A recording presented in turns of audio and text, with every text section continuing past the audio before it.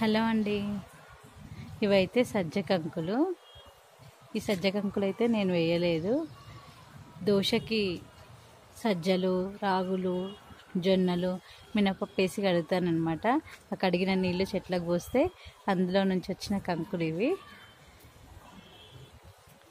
ఇక్కడ ఒక 5-6 కంకులు ఉన్నాయి. ఇక్కడ ఒక 2 కంకులు ఉన్నాయి. ఇక్కడ ఒక 2 కంకులు ఉన్నాయి. ఈ అన్ని కంకులు అన్ని పిట్టలు ఒలుచుకొని తిన్నాయి. అందులో మాకు కూడా ఒక కంకిని వదిలేసినాయి. ఇదొక్కటి మా కోసం వదిలేసిన కంకి.